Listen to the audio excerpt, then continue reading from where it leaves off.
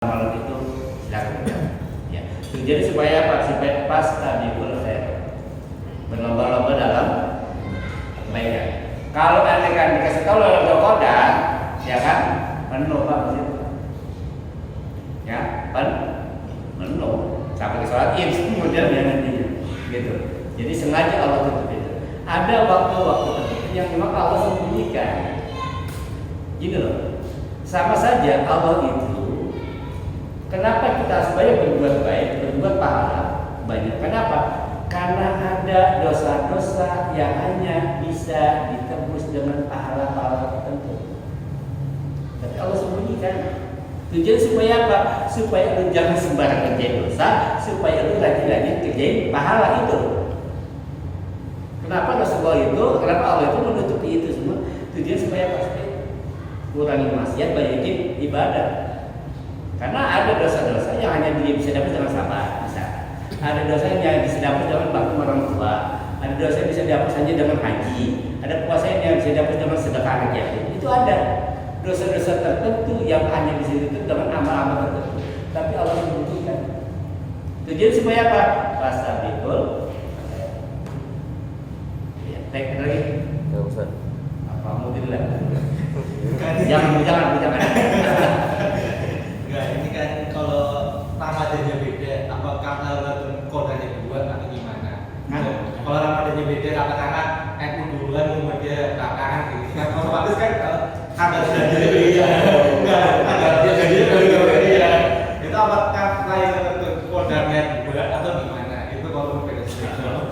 Yang kedua,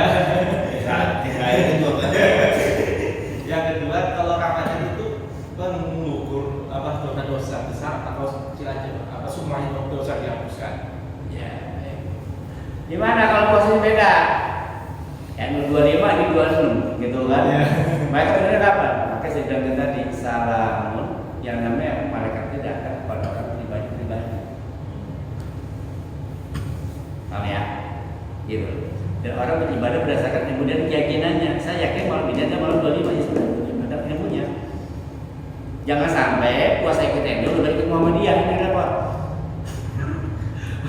Mulai belakangan buka duluan ke konsisten orang itu. Kan gitu kita ya.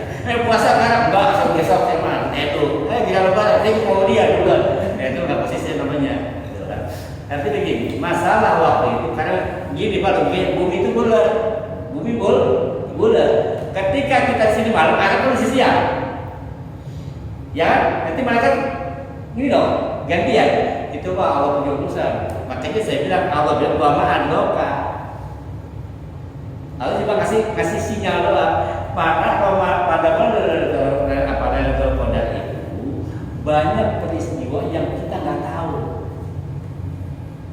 Maka Allah menggunakan kata wa ma'an doka. Ini Allah cuma kasih contoh sedikit. Beberapa indikator bahwa di Malaikat Qadar antara lain malaikat turun gitu loh. Ini antara lain. Kemudian nanti malaikat kasih salam ke kamu. Apakah Malaikat Qadar hanya itu?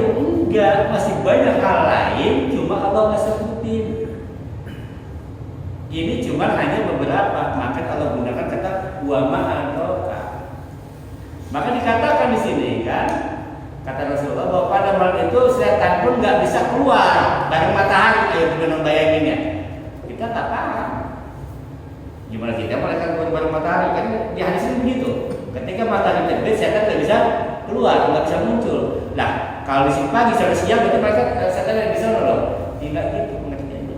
Karena pada malam itu banyak rahasia yang Allah sembunyikan. Tujuan supaya udah banyak ibadah aja. Istighfar pada malam itu minimal kalau lu begadang pada malam itu malaikat itu kasih salam itu minimal itu hal yang lain banyak yang Allah akan kasih kepada kita. Baik Bapak lagi Dosa yang kamu nyerahkan itu apakah dosa-dosa besar, dosa-dosa kecil? Ya. Syirik ada apa itu diambil? Dosa kembali lagi dosa yang dihapus karena puasa tergantung puasanya. Yang tahu batas puasa siapa? Bisa. Cuma dia sama Allah. Gitu. Kalau salah ketahuan kan? Salah ketahuan, bukunya sedikit ketahuan. Nah, kalau puasa saya tahu. Puasa yang tahu cuma dia sama Allah. Sebesar apa dosa yang diampuni, dia Allah yang tahu. Cuma ada satu hal yang perlu kita ketahui, ada satu dosa yang nggak bisa diampuni kecuali taubat, yaitu syirik. Kan? Yang lain ada harapan untuk diampunin. Dulu sholat suka bolong-bolong, ada kemungkinan, ada harapan, ya kan? Puasanya kelewat gitu kan? Sahur yang kelewat maksudnya. Orang sahur jam 3 dia sahur jam 8 gitu kan? Nanti ada harapan untuk diampunin. Nah kalau yang musyrik syirik itu tadi yang nggak bisa diampuni kecuali taubat. Masalah besar kecil dosa diampuni tergantung kitanya. Dia tergantung Allah. Karena yang tahu puasa itu cuma dia sama Allah. Tidak hukum dia. Tenang aja. Takut. Insya Allah kalau hujan mah dosanya sedikit. Ya Bapak. Ada penelitian, saya pernah ini cuma lupa sumbernya, bahwa dari 100% umat Islam itu yang menjalani ibadahnya itu syariat itu hanya 30%. Jadi kenyataannya ya, mungkin kita bisa survei di lingkungan ini juga lah. Jadi hanya 30%. Apakah yang 70% ini merasa dulunya pernah mengalami malam Lailatul Qadar terus udah punya stok gak usah ibadah lagi.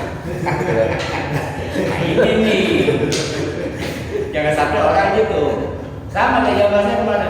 Gini Pak, bukan berarti karena kita sudah ibadah pada Lailatul Qadar yang sama dengan 83 tahun kita punya stok. Kalau sholat Isya kan udah punya stok 63 lagi. Nah begitu. Artinya begini, artinya dia akan mendapatkan pahala yang senilai dengan dia ibadah selama 83 tahun. Sama, jangan sampai orang pulang dari umrah begitu kan. Barang siapa yang sholat di masjidku dapat sama aja 1000 kali sholat di masjid yang lain, kecuali Masjid Haram. Masjid Haram 100.000 kali lebih baik daripada masjid yang lain. Nah ada orang gini Pak, 1 kali sholat di Masjidil Haram itu sama saja dia sholat 100.000 kali di tempat lain di rumahnya. Kalau kita konversikan 100.000 itu sama dengan 274 tahun. Jadi 1 kali orang sholat maghrib di Masjidil Haram sama dengan dia sholat maghrib selama 274 tahun. Itu sholatnya sendiri. Kalau jamaah kalikan 20, maka uang 30 juta, 40 juta gak ada apa-apanya dibandingkan pahala. Itu baru pahala sholatnya dong. Mahal umroh, mahal haji, dia ada kata aku. Kita berangkat ke sana emang buat siapa? Buat kita sendiri. Orang menghapus dosa kita, untuk pahala kita. Itu baru sholat sekali. Nah sekarang saat berapa kali sholat kita di Masjid Haram? 5 kali. Nah jangan pas pulang umroh, gak harus bayar, masih punya celengan udah 74 tahun. Nggak gitu pengertiannya. Pengertiannya adalah pahalanya dilibatkan. Ya tetap aja. Nah sama dengan dalil yang dikatakan Gufira ma taqaddama min dzambi wa ma ta'akhkhar. Maka ada kata apa? Diampuni dosanya yang telah lalu dan akan datang. Logika berpikir gimana? Dosanya diampuni yang telah lalu dan akan datang. Kira-kira nih akan datang sudah terjadi belum? Maksudnya itu adalah bukan berarti setelah dia puasa dia bisa melakukan apa aja orang diampuni jaminannya. Kan katanya kan gitu. Yang puasa akan diampuni dosa yang sekarang yang lalu akan datang. Berarti itu udah jaminan dosa. Ada jaminan ampun udah mabok aja. Ya nggak gitu pengertiannya tuh. Maksudnya diampuni dosa yang lalu yang akan datang itu di masa yang akan datang Allah akan lindungi dia dari perbuatan-perbuatan yang membawa dia kepada dosa. Itu maksudnya. Ini kadang-kadang kita begitu. Nah, ya jadi itu lipatan amal untuk menyaingi ibadah-ibadah umat terdahulu. Ya kalau umat Nabi itu masuk surga ya wajar kan ibadahnya lama, 800 tahun, 200 tahun kan gitu kan. Ibadah Nabi Musa pun sama. Nabi Muhammad 60 tahun, kadang-kadang 40 tahun udah mati, banyak.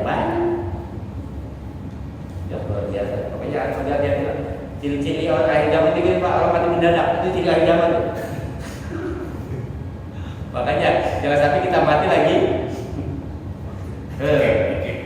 Orang mati jomblo mati jahiliyah. Dikat. Kita lagi terakhir.